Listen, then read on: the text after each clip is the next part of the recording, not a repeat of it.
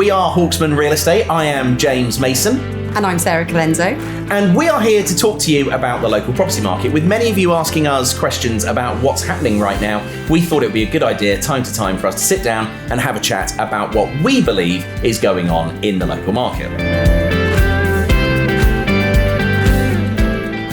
Well, hello and welcome to the fourth edition of the Hawksman podcast. Thanks for sticking with us so far. We're on the cusp of October and November, so we'll try and cover off both of those. And, another crazy month. Crazy month for so many unexpected reasons, really, wasn't it? Isn't it? Who is Prime Minister currently? This week, it's Rishi. Oh, yeah. Yes. All right, well, so best of luck to him. We'll see how long that continues. Exactly. And that did throw us a little bit, didn't it? I mean, we talked in the last podcast about the wonderful mini budget that they put in place. Yes, that was going to be a real shot in the arm.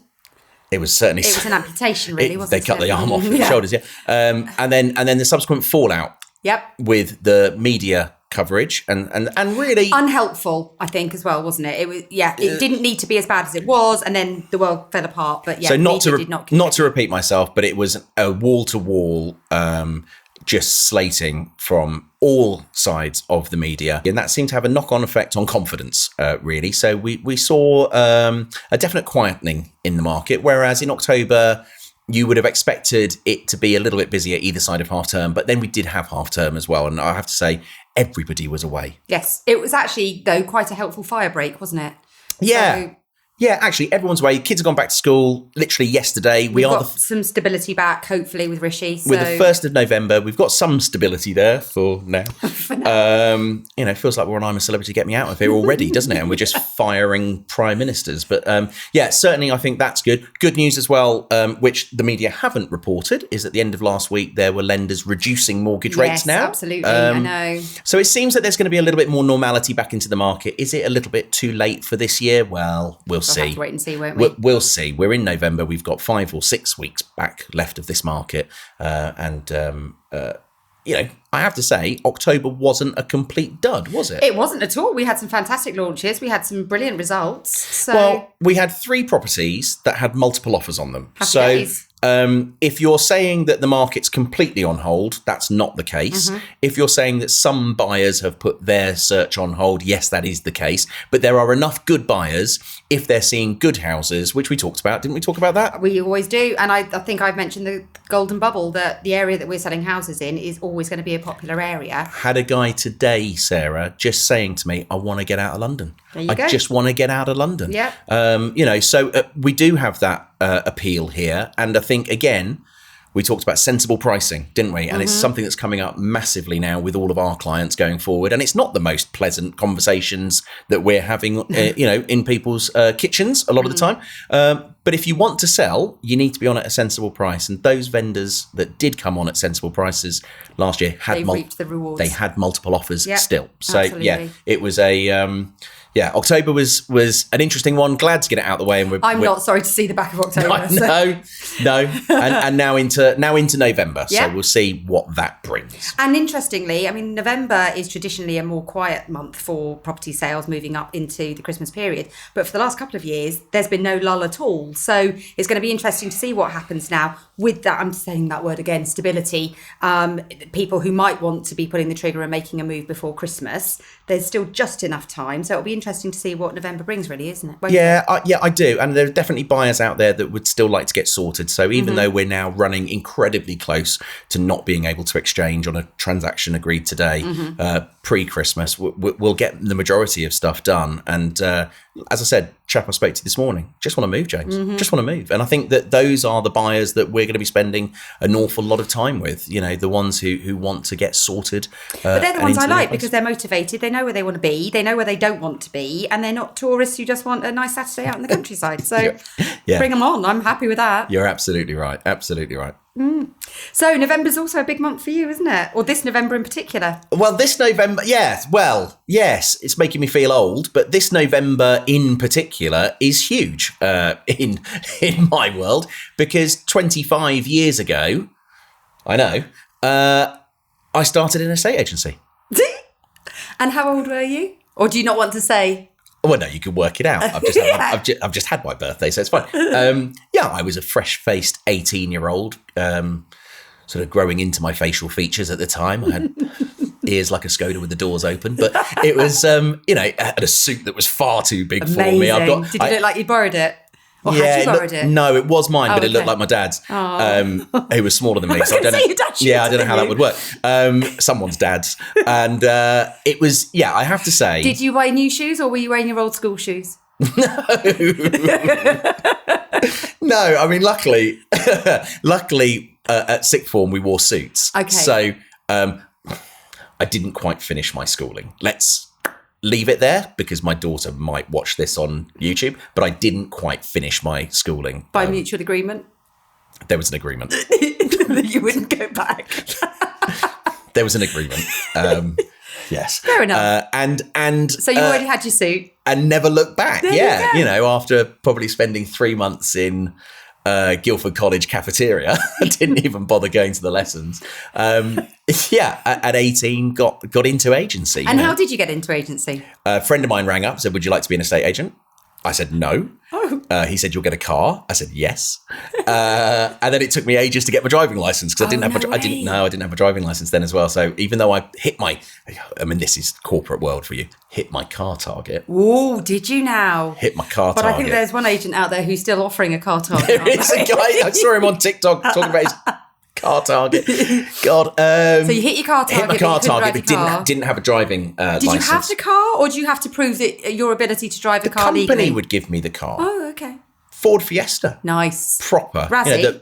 The ones with the rounded bumpers. Nice. There were only 2 colours in the company, and that was olive green or burgundy red. Wow. Olive green. Yeah. Punchy. Yeah, and the guy that I worked with was absolutely determined that his car was the fastest out of the entire fleet because he was the top salesman. They're all exactly the same. Okay. Yeah, but there you go. Danny, if you're watching. 20 odd years, but there you go. I still remember. Yep, and it was the fastest. But yeah, look, 18 years old, had no idea what I wanted to do. Just knew that I didn't want to be at school and they didn't want me there. And I went into agency and it was the most fun I've ever had, in work at that time because it was a completely different world for me as well, having come from a really nice private school, going into an area over near Heathrow was my first office. That wasn't a bad area, but it was very different to where we are. And it made you realise that not everyone lived in 5,000 square foot houses. And it was some of the most fun I've ever had. Some of the stories you told, you're like, how could that have actually happened? Yeah, we can't tell. No, we can't tell most of them. No. Do you have any happy memories that you can talk about? Yeah, lots. I remember one of the guys I worked with, I won't say his name now, but one of the guys I worked with, I remember, because there was no right, we'll talk about sort of internet and stuff like that. But when the boss came in, and it was always the boss, right? The boss would walk normally through the front door and he'd normally open it with his foot, kicking the door open, saying the immortal words, "Guys, I've taken on a chopper," which meant it's going to chop out. It's such a good house. Okay. It's brilliant. What was the other line he used to say? "It's going cheap like a birdie," right? Amazing. I don't think it even made sense. So that's where you got your love of dad jokes from, really? No, well, yeah, absolutely. But I remember he came in, it was about 6:30 at night, pitch black. I was in the office with this guy who was my competitor and my colleague. And we got so excited that he picked the phone up to speak to one of his buyers. And he had a habit, it was back in the day with office chairs, right? Yeah. He had a habit of leaning back. At school they say to you, don't lean back in your chair. Don't lean back on your chair. Yeah. Anyway, so he picked up the phone and I remember the line he said to them. He said, "Oh, is that Mrs. Jones? Hello, Mrs. Jones. I think we've just taken on your new house." And as he said house, he fell straight back, absolutely straight back into an office plant there that then landed on his head. Amazing. Yeah, there was the chair went on top of him, the plant came on top of him, there was soil all over the floor, and all you could hear was, "Yeah, tomorrow at 4:30 I can show you around." And she bought it. Amazing. And she bought it. So that was always a good one. We had there were so many, and most of them are probably not repeatable. Okay, so obviously we're sitting here now filming a podcast. We've got a film crew around us. Were you doing that when you started at fresh-faced 18-year-old? Do you have any idea what the marketing was like 25 years ago? I remember seeing prospectuses. No, what are they called? You were very young. Particulars. You were very young. You wouldn't have been looking at houses. Mm-hmm. Yeah. Yeah. But I remember the particulars of houses that my parents were looking at. But well, let me tell you, they would have been much nicer houses than the one I was selling. Sometimes we got an actual photo stuck onto the front of the A4 piece of paper. No. Not of that. Never. No. Okay. If we gave away a photograph to a buyer or to an applicant, the punishments were insane. Why? Cost. They were expensive. Cost. Yeah. So, okay. Here's the thing. So we take on an instruction, right? That's great. We literally flounce out the door and go, okay, we'll do everything. And then the team... I don't flounce. I walk out with confidence. Okay. And I say, yes, thank you for that. Okay. I'm looking forward to seeing what the photos look like. But anyway, we don't take a tape measure with us. Crack on. But we don't take a tape measure with us. No, we don't. So go back 25 years ago, the manager would take an old-fashioned tape measure, one of the ones that wheeled back in. Mm-hmm. There was no laser disto or anything like that. It was a proper tape measure. He would have a camera that, just was it was covered in rubber. Because they were broken all the time. Oh, Because okay. you drop them. Oh. So the company would order you a camera that was covered in rubber, so it was completely idiot-proof. Did it take good photos? Not really. You could do an Etch-a-Sketch probably better than that. But that was the manager's job to do that, whether he was good, bad, 6'4" or 5'2", depending on where you got the photos. Yeah. Did you have a fisheye lens? No. Oh, not even that fancy. On a rubber camera? No. Okay. But then, so that would happen. But then obviously this isn't digital. No. So you don't know what you're getting either. No, so we've taken the photos, then you put it into a pouch, and the next day, a man would come with a car, pull up outside the office on double yellows. Authorised. Run in, pick up your, it wasn't DX, it was the internal camera guy that just went around all of our offices, would pick it up, disappear. If you were lucky, in 48 hours, he'd come back with your photos. And what you'd have is the photo for the window card. Oh, right, yeah. A photo for the details to perhaps send to the client. And then you'd have what was called a dot screen. Mm-hmm. Don't know if you've ever come across a dot screen. Never. But basically, it was a black and white photo. Mm-hmm. Was it a black and white photo or was it colour? Might have been a colour photo, actually. But it was dot screen. So it was made up of tiny little dots so that you could then stick that onto your master detail. Amazing. And then you photocopied. Colour? Black and white. Okay. Please. Black and white. And you were only allowed to do a certain amount. Right. As well. Because obviously if you sold it straight away, you've wasted why all have you that printed paper. off that? Right. I mean, it wasn't quite That's the days of, counting the paper clips you used, but it wasn't far off. I love it. And that was it. And you would then hit the phone. So you'd have your hot box in front of you. You know the little yes, I do.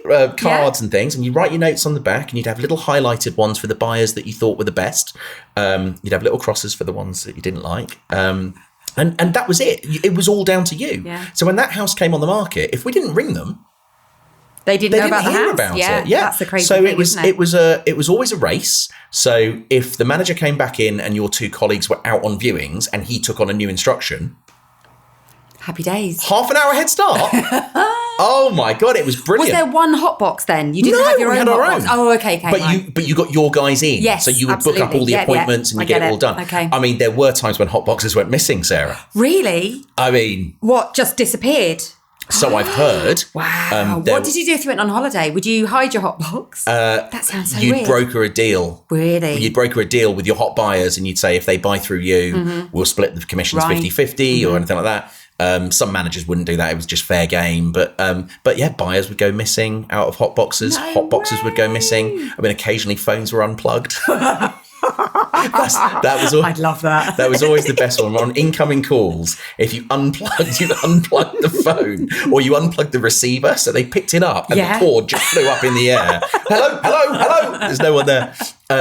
They were great times. They were simpler times. Yes. And some would say actually much more fun and much more controlled rather than it just putting a property up on Rightmove and The World and its wife and waiting for it to come to you, being able to see it. And it was a case of, we'd take a house on the market and that was it. You'd ring your 10 best buyers on it in any price range, get your viewings, then you'd sell it. Amazing. a very, very different world. And Rightmove didn't come in until I think early 2000s. Right. And then even then it wasn't looking anything like. Didn't catch on like it has now. Nothing like the capabilities that it has now. And yeah, I mean, I was saying this the other day. We used to have people queuing up to get the paper. That's mad. So we'd get the paper delivered to us around the back of the office. And on a Thursday morning, you'd have people queuing on the high street. Sarah, queuing on the high street. Madness. And they were queuing at our office because we were in before the ones opposite. Right. They'd open at 8:30. We'd be in at 8 o'clock. So they'd be there at 8 o'clock on their way to work, picking up the paper. Good grief. And then they'd literally, get the old pen out. Circle that one. Circle that one. Do you remember that valuation we went to near Beaverbrook? And he had the advertisement of the house that they were living in from the 25 years before, when they bought it. And it was so lovely, wasn't it? And he had the picture and it was beautifully written by the owner, I think, actually. So that was a bit different. It was actually from the newspaper rather than the estate agent. I think that was Sunday Times, wasn't it? Or Country Life. Might have been a Country Life. But no, ours was but it was just a different time, wasn't it? So yeah, you were literally advertising your 4 houses lines. in a 1-day-a-week publication. 4 lines. You've got to make them pithy, haven't you? Bullet points or whatever. And again, black and white photos. Yeah. So people were looking at something, buying a house on a black and white photo that was probably that big, ringing in on a Thursday, viewing it on the Saturday, buying it. I mean, not dissimilar to some of the market that we've been through in the last 3 years. But interestingly, just you saying that, thinking, choosing to view a house off one black and white photo in a newspaper with 4 bullet points. How many dud viewings did you have? Because I love the way we're doing things now, where we can give so much more information that the way we're marketing now, it's almost like people are on a second viewing when they come to see our houses. So it's a blessing and a curse in some cases, because we had instances where people would buy houses that we told them about and they said, no, I don't think I'm going to like it. They came to view it. They did like it. They bought it. Now there is so much information there that I think on the whole it's way better, because you're right. The amount of wasted time that we would have where someone had rung in from a front shot, and then the internals of the house are completely different. And even on our property details, there are only 4 photos. Yeah. 1 big one, and then 3 underneath or 2 underneath, depending on it.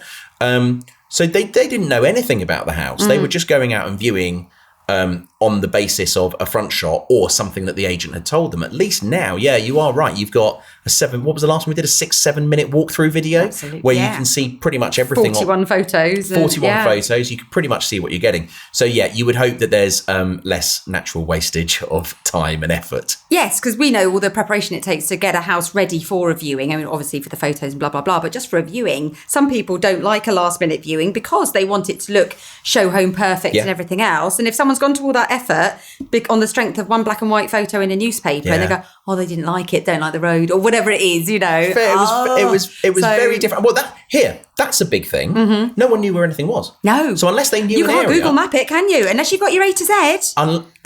Maps. It was A to Z. It was an A to Z. Unless they knew the area, unless they lived in the area where they were looking and they knew all the roads.